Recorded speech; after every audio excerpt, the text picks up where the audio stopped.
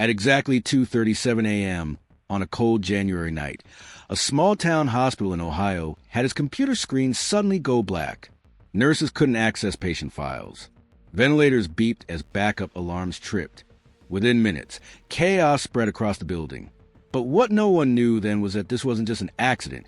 It was the start of one of the most disturbing cybercrime cases the state had ever seen. Before we dive in, drop a comment below letting us know where you're watching from. And don't forget to subscribe to Byte Crimes for more true stories of the dark web and cybercrime. Riverside General wasn't a big hospital.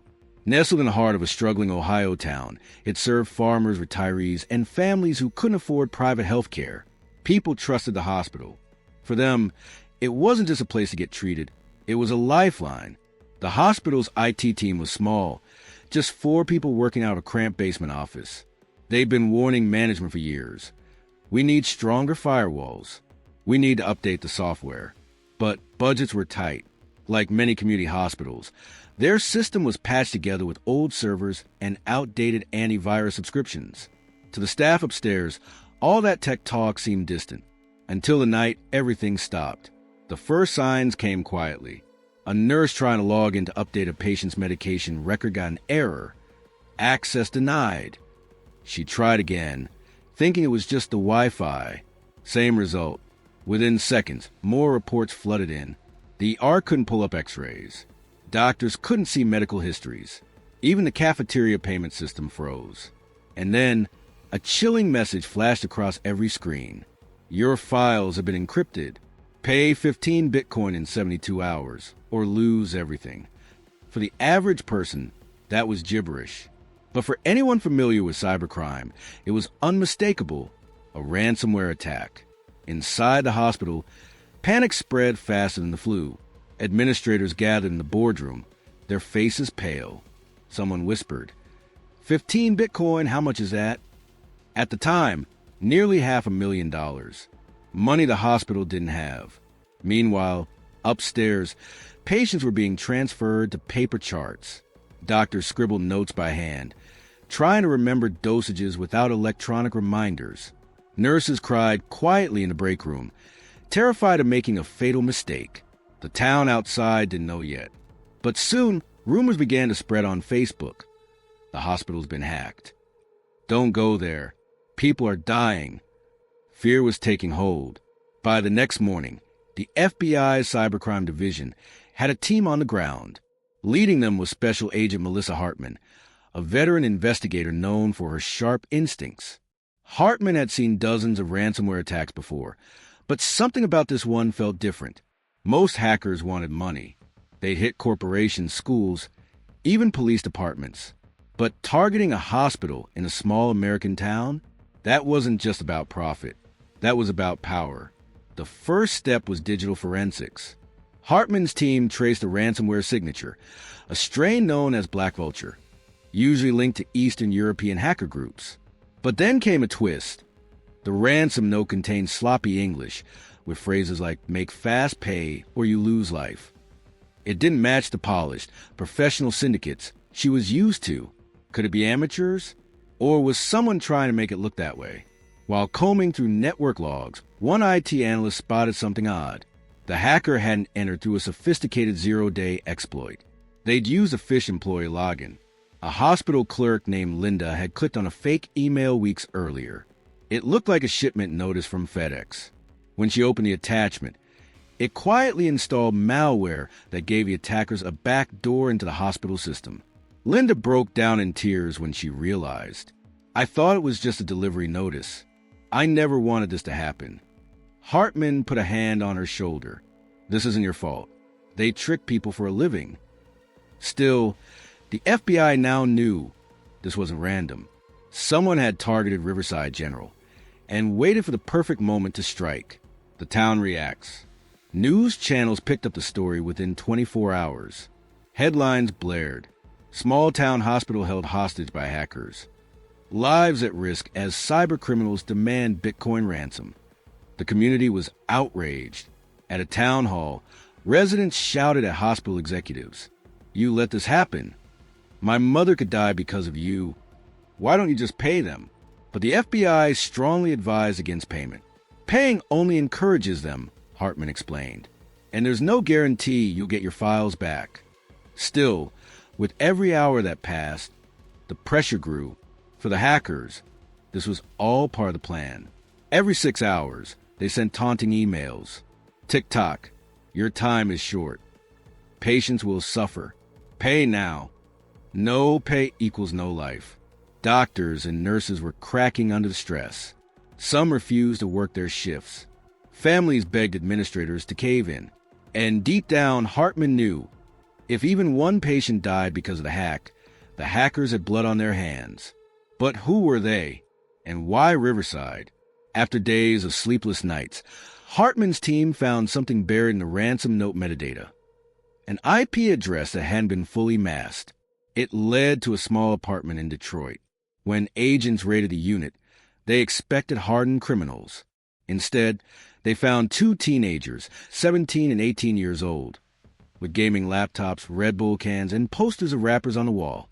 The teens confessed immediately. It was just supposed to be a joke. We didn't think it would go this far. But Hartman wasn't convinced. The code was too advanced for amateurs. She suspected they were pawns, decoys meant to distract investigators from the real masterminds. And then, just when it seemed the case was unraveling, something terrifying happened. On the 4th night of the crisis, just as Hartman was preparing to interrogate the teens again, a new message appeared on the hospital servers. This one wasn't about Bitcoin. You found our kids, but you haven't found US. The real game starts now. Hartman froze. This wasn't just a ransomware case anymore. It was a declaration of war. Drop your thoughts in the comments below. Who do you think is really behind this hack? Are the teens masterminds or scapegoats? I'd love to hear your theories. For Special Agent Melissa Hartman, it was the moment everything shifted. What began as a ransomware attack was now an open challenge. The so-called kids in Detroit had been nothing more than bait. The true hackers were still out there, watching, waiting, and ready to escalate. And escalate they did. Within hours, ventilators in the ICU began shutting down one by one. Backup systems engaged, but patients had to be rushed to nearby hospitals. Nurses wept openly as they tried to keep order. "We can't fight this," one doctor whispered. "They have us by the throat." The community's anger boiled over. Crowds gathered outside Riverside General, holding signs. "Save our hospital. FBI, do your job. Pay or people die." Hartman had seen cybercriminals cause chaos before, but never had she seen hackers weaponize fear so personally, so cruelly. The FBI's cyber lab worked around the clock, tracing connections across servers in Russia, Romania, and even Asia. Each lead dissolved into a dead end. Whoever these hackers were, they were ghosts. But ghosts make mistakes. At 3 a.m., a junior analyst noticed unusual traffic. Not just data being stolen, but surveillance feeds being hijacked. The hackers weren't just encrypting hospital files. They were watching through security cameras. Every hallway, every patient bed, every staff meeting. Hartman's stomach sank. The taunts weren't random. The hackers were literally watching them read the messages. She unplugged her laptop immediately. Everyone off the network. Now, for the first time in her career, she realized this wasn't about money. This was about control. As the FBI scrambled for answers, Hartman dug deeper into the ransomware code. Hidden inside the encryption script was a peculiar digital signature, 3 letters, MVR. It wasn't random. Years earlier, Hartman had investigated a hacker collective known as Midnight Vulture Ring. They were notorious for chaos hacks, not stealing money, but humiliating governments and corporations. Their leader was never caught. He called himself Specter. Specter had vanished 5 years ago, but Hartman knew only he would be bold enough to hijack a hospital. The message was clear. He was back. With 48 hours left before the hacker's deadline, Hartman made a desperate call. She contacted a former hacker turned FBI informant, a wiry man known as Pixel. He'd once worked under Specter, and he knew his methods. Pixel chuckled darkly when he saw the ransom notes. Yep, that's him. Always loved theatrics. Hartman leaned forward. How do we stop him? Pixel tapped the keyboard. You don't beat Specter by chasing him. You bait him. He loves games. So you give him one. The FBI set a trap, a fake payment of 15 Bitcoin, routed through a specially rigged wallet designed to trace whoever tried to move it. For a moment, it worked. The Bitcoin moved. The trace lit up. The FBI followed the digital trail to a private server farm in New Jersey. Agents stormed the building, expecting Specter, but the warehouse was empty. Just rows of humming servers, fans whirring in the dark, and taped to one of the racks was a single sheet of paper. Scrawled across it, "Too slow." Back at the hospital, things were falling apart. A child in the ICU needed emergency surgery, but the imaging system was locked. Doctors had to improvise with grainy x-rays printed weeks earlier. The child survived, but just barely. Hartman watched from the observation window, guilt etched on her face. Every minute wasted meant lives were at risk. The town's mayor called a press conference. "If the FBI cannot protect us, then we will raise the money ourselves. We will pay." But before he could finish his speech, a new message hit the hospital network. Payment is no longer an option. You had your chance. Now you all pay. The hackers weren't demanding ransom anymore. They wanted destruction. Hartman refused to give up. She returned to the code, combing through every line, every string of text. And then she saw it, a slip-up. One of the ransomware updates referenced a time zone offset not from Russia, not from Europe, but from Chicago. Could Specter be operating inside the U.S.? Pixel confirmed it. He's arrogant, always leaves a breadcrumb, just to prove he's smarter. With the time zone clue, the FBI traced suspicious network traffic to an abandoned office building outside Chicago. Inside, they found a hidden server room wired to the teeth.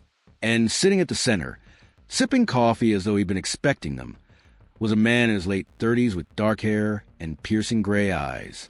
On his wrist, a tattoo of a black vulture. Specter. He smiled calmly as agents cuffed him. "Took you long enough." One Specter was arrested. The ransomware keys were recovered. Riverside General slowly came back online. Patients' records were restored, machines rebooted, and for the first time in a week, the hospital began to feel normal again. But the scars were permanent. Staff suffered burnout and trauma. Patients lost precious time in care. And the community learned a terrifying truth. Cybercrime isn't just about stolen credit cards or hacked emails. It can hold lives in its grip. Specter's trial became a media storm. Prosecutors painted him as a terrorist in a hoodie. His lawyers called him a digital activist, claiming he only wanted to expose weaknesses in healthcare systems. The jury didn't buy it. He was sentenced to 35 years in federal prison. Still, whispers circulated online. The Midnight Vulture ring wasn't dead. Specter had followers. And somewhere, in dark corners of the internet, new vultures were already circling. Riverside General's nightmare became a case study taught in cybersecurity programs across America. Hospitals began pouring money into firewalls, intrusion detection, and staff training. But the lesson remained clear. The weakest link in any system is always human. A single click on a fake email had nearly cost lives. And as Hartman told a journalist later, cybercrime isn't a future threat. It's here, it's real, and it's personal. If this chilling story made your heart race, then it's time to take action. Cybercrime isn't just headlines. It's happening every day in hospitals, schools, and homes just like yours. Please like this video to help spread awareness. Share your thoughts in the comments below. Do you think Specter was a criminal mastermind or just a hacker gone too far? And most importantly, subscribe to Byte Crimes right now for more true, emotional, and eye-opening stories from a hidden world of the internet. Together, we shine a light on the crimes most people never see, but need to understand.